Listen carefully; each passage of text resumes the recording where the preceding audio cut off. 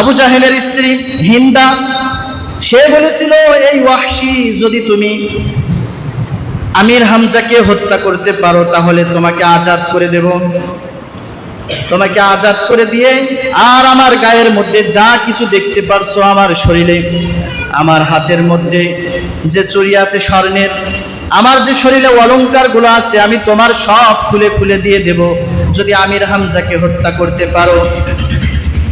আমির হামজাকে হত্যা করার কথা হিন্দা, আবু জাহেলের স্ত্রী, নষ্টা ভষ্টা মহিলা, এই হিন্দা তাকে লেলিয়ে দেয়। আর এই হাদিসটি রিওয়ায়াত করেছে, বর্ণনা করেছে ওয়াহশী নিজেই মুসলমান হওয়ার পরে।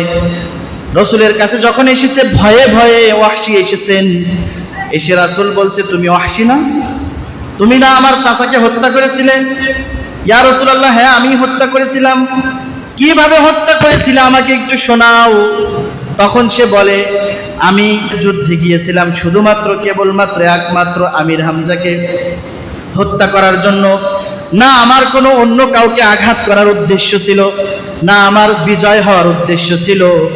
আমার শুধু একটাই চিন্তা ছিল, যদি আমি হিন্দার কথা মানতে পারি তাহলে আমাকে তো আজাদ করে দেবে হিন্দা, আমার আর কোনো টেনশন থাকবে না, সারা বছর আমি আজাদ হয়ে থাকতে পারবো। এই কারণে আমি গেছিলাম।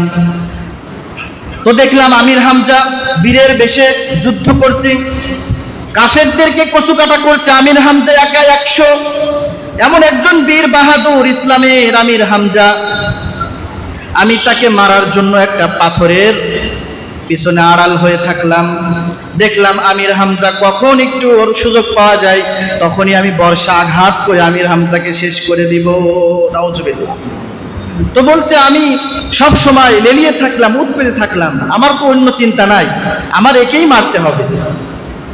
যখনই সুযোগ পেয়েছি আমির হামজাকে বসিয়ে দিয়েছি, তার নাভি থেকে পিঠ বরাবর আমি একটা বর্ষা ঢুকায় দিয়েছি। আমির হামজা পড়ে গেলেন জমিনে। কিছুক্ষণের মধ্যে রক্তে সারা শরীর, আর কথা বলতে পারে না। অনেকক্ষণ পরে মৃত্যুর কোলে সে ঢলে পড়ল। কিছুক্ষণ পর আবু জাহেলের হিন্দা, এই যে বেয়াদব মহিলা আসলো, তার বুক ছিলবন করলো এবং বুক থেকে সেই কলিজা বাহির করে সে নিজের গালের মধ্যে নিয়ে চাবাইলো। নাউজুবিল্লাহ পড়েন। এ যুগেও কিন্তু এমন হত্যা হচ্ছে কিনা কথা বলেন? এই রকম হত্যা কিন্তু জাহেলিয়াত যুগে ছিল। তো আমির হামজাকে এইভাবে হত্যা করেছে। তো রাসূল সাল্লাল্লাহু আলাইহি ওয়াসাল্লাম এই যখন ওয়াহশীর কথা শুনলেন, রাসূল সাল্লাল্লাহু আলাইহি ওয়াসাল্লামের চোখ দিয়ে পানি মুবারক পড়ছে, তিনি কাঁদছেন। এমন কান্দা কখনো কাঁদেন না। একটা উট যখন ক্ষুধার যন্ত্রণায় যেমন লেলিয়ে লেলিয়ে কান্দে, ফুফে ফুফে কান্দে, তেমন ভাবে রাসূল সাল্লাল্লাহু আলাইহি ওয়াসাল্লাম ওইভাবে আওয়াজ করে সব সময় কাঁদছেন। সাহাবীরাও কাঁদছে। রাসূল কারীম সাল্লাল্লাহু আলাইহি ওয়াসাল্লাম তাকে জিজ্ঞাসা করলো, তুমি কেন এসেছো আমার কাছে? ওয়াহশী বলছে, আমি মুসলমান হতে এসেছি। আল্লাহ রাসূল সাল্লাল্লাহু আলাইহি ওয়াসাল্লাম বলছে, তাহলে তুমি কালিমা পড়ো। কালিমা পড়ার আগে ওয়াহশী বলছে, কালিমা পড়তে পারি, কিন্তু একটা শর্ত, আমার তো ভয় হয়। আমি যে অপরাধ করেছি, আপনার চাচা, আপনার পিতৃ সমতুল্য, আপনার চাচা পিতা সমতুল্য, আমি তাকে হত্যা করেছি। আপনি নারাজ আমার প্রতি, যতক্ষণ পর্যন্ত আপনি খুশি না হবেন ততক্ষণ পর্যন্ত আমি শাহাদা বাক্য পাঠ করব না। দেখেন আল্লাহ কি বলে। তখন রব্বুল আলামিন আয়াত নাজিল করছে, ওয়াল্লাযীনা লা ইয়াদউনা মা'আল্লাহি ইলাহান আখারা ওয়া লা ইয়াকতুলুনা আন-নাফসা আল্লাতী হারামাল্লাহু ইল্লা বিল হাক্কি ওয়া লা ইয়াজনুন ওয়া মান ইয়াফআল যালিকা ইয়ালকা আসামা। রব্বুল আলামিন বলছেন, যারা আখিরাতের প্রতি বিশ্বাস আনে না এবং যারা জিনা করে এবং যারা আল্লাহর হক নষ্ট করে, যারা কতল করে অন্যায়ভাবে, এদের ব্যতিরেকে রব্বুল আলামিন সকলকে ক্ষমা করে দিবে। এবার ওয়াহশী বলছে, তাহলে তো আমি জিনাও করেছি, কতলও করেছি, আমি শুহাদাদের সেরা একজনকে হত্যা করেছি, আবার আমি কতবার যে জিনা করেছি তার কোনো ঠিক ঠিকানা নাই। ইয়া রাসূলুল্লাহ, তাহলে তো আমাকে তো আল্লাহ রাব্বুল আলামিন ক্ষমা করবেন না। আল্লাহ ডাইরেক্ট আবার নাজিল করছে আয়াত, মান তাবা ওয়া আমিলা সলিহান ফাউলাইকা ইউবাদদিলুল্লাহু সাইয়্যাতিহিম হাসানাত। সূরা ফুরকানের আয়াত। আল্লাহ বলছেন তাকে বলুন যদি সে তওবা করে ভালো হয়ে যায়, পিছনের গুনাহের জন্য অনুতপ্ত হয়ে যায়, লজ্জিত হয়ে যায়, তাহলে আমি আল্লাহ তার ওই গুনাহকে নেকের দ্বারা পাল্টায়ে ওই গুনাহ নেক দ্বারা পরিপূর্ণ করে দিব। সুবহানাল্লাহ। তারপরে ওয়াহশী বলছে, ইয়া রাসূলুল্লাহ, আমার দ্বারা এটাও সম্ভব না। দেখেন রাসূল কত ধৈর্যশীল, তার চাচাকে হত্যা করেছে। আমরা হলে কি করতাম? কি করতাম বলেন? শেষ করে দিতাম না? আগে কোনো কথা নেই, আগেই শেষ করব। কেউ কথা বলে এই যুগে চাঁদাবাজ সম্পর্কে কথা বলে কত হুমকি ধুমকি শিকার, মুখ বন্ধ,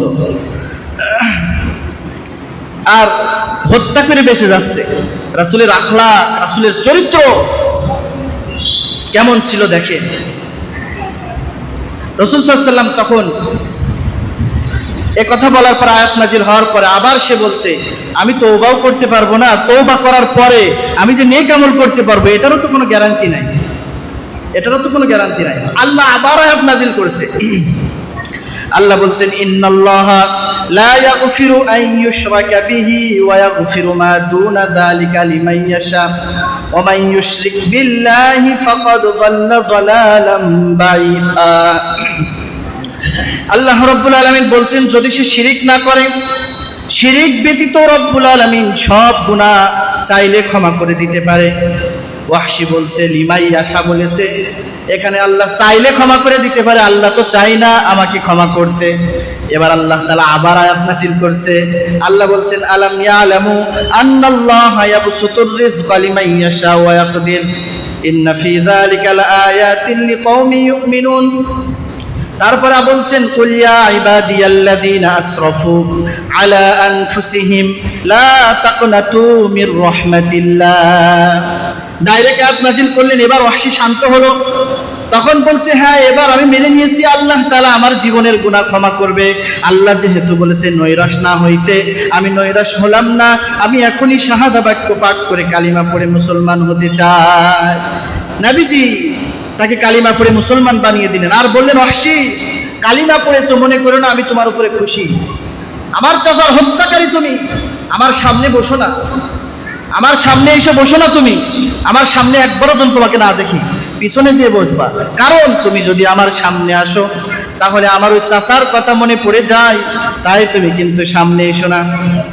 তাই ওয়াহশীর একটা নিয়ত হইল, যেহেতু আল্লাহর রাসূল আমার উপরে এতটুকু কষ্ট পেয়েছে, রাগ না কষ্ট পেয়েছে, তাহলে আমার এমন কিছু করা দরকার, ওই কাজ করার পরে রাসূল আমাকে ভালোবাসবে, রাসূল আমার সামনে বসতে বলবে।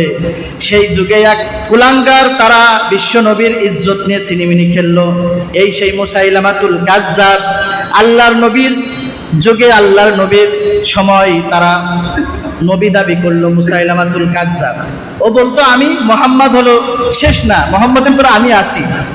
তখন হযরতে ওয়াহশী রাদিয়াল্লাহু তাআলা আনহু তিনি ভাবলেন, সুযোগে সৎ ব্যবহারটা যদি করে দেয়া যায়, আমি যেমন আমির হামজাকে হত্যা করেছি, ওই তলোয়ার আমি এখনো পর্যন্ত রেখে দিয়েছি, ওই তলোয়ার দিয়ে আমি এই মুসাইলামাতুল কাজ্জাবকে হত্যা করব। বলেন আলহামদুলিল্লাহ। তাকে হত্যা করলেন। রাসূল সাল্লাল্লাহু আলাইহি ওয়াসাল্লাম তার উপরে খুশি হয়ে গেলেন। তাহলে দেখেন, মুসাইলামাতুল কাজ্জাব মিথ্যাবাদী একজন নবী দাবি করেছে। এই যুগেও গোলাম আহমদ কাদিয়ানী সহ আরো যারা দেখেন না, প্রায় দিন ইমাম মাহদি দাবি করে, ঈসা নবী দাবি করে, কিন্তু এদের বিচার আমরা করতে পারি না। আমরা পাগল বলে এদেরকে ছেড়ে দিই। কিসের পাগলেরা? এ কথা বলার সাহস হয় কি করে? যে ঈসা ও ইমাম মাহদি ও মুহাম্মদ এ কথা বলার সাহস পায় কি করে?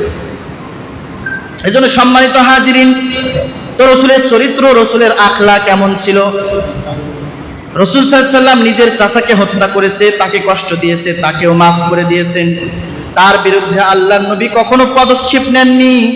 আমাদের এমন হয়েছে, আমরা কাউকে ক্ষমা করতে পারি না, মাফ করতে পারি না।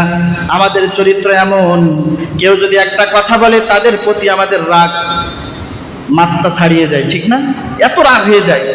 কিন্তু রাসূলের আখলাক, রাসূলের চরিত্র এমন ছিল। আরেকটা ঘটনা শোনাই, রাসূলের চরিত্র কেমন ছিল, কেমন ছিল তার চরিত্র। আল্লাহ তাআলা তো কোরআনে বলেছেন তার ব্যাপারে, ওয়া ইন্নাকা লা আলা খুলুকিন আযীম। হাবিব, আপনাকে উত্তম চরিত্র দিয়ে আমি প্রতিষ্ঠিত করেছি। অন্যান্য নবীর ব্যাপারে রব্বুল আলামিন এই কথা কিন্তু বলেনি, এমন বলেনি। অনেক নবীর ব্যাপারে আল্লাহ তাআলা কোরআনে বলেছেন, যেমন ওয়াযকুর ফিল কিতাবি ইব্রাহিম ইন্নাহু কানা সিদ্দীকান নাবিয়্যা। ইব্রাহিমের ব্যাপারে বলছেন, কিতাবে বর্ণিত একজন নবী যে ছিল সত্য নবী, ইব্রাহিমের কথা স্মরণ করুন, যে ছিল সত্য একজন নবী এবং আমার মনোনীত একজন রাসূল। তারপরে রব্বুল আলামিন মুসার ব্যাপারে বলছেন, সাইয়েদনা মুসা, ওয়াযকুর ফিল কিতাবি মুসা ইন্নাহু কানা মুখলাসাও ওয়া কানা রাসূলান নাবিয়্যা। আল্লাহু আকবার। মুসার ব্যাপারে বলেছেন, কিতাবে বর্ণিত মুসার কথা স্মরণ করুন হাবিব। এই মুসা এমন একজন নবী ছিল যে আমার একজন সিলেক্টেড, আমার একজন বান্দা, আমার মনোনীত একজন নবী। তারপরে বলেন মুসার ব্যাপারে আরো বলেছেন আল্লাহ রব্বুল আলামিন যে তিনি আমার একজন বান্দা ছিল, তিনি আমার একজন প্রিয় গোলাম ছিল। এতটুকু বলেই ক্ষান্ত হয়ে গেছে। আর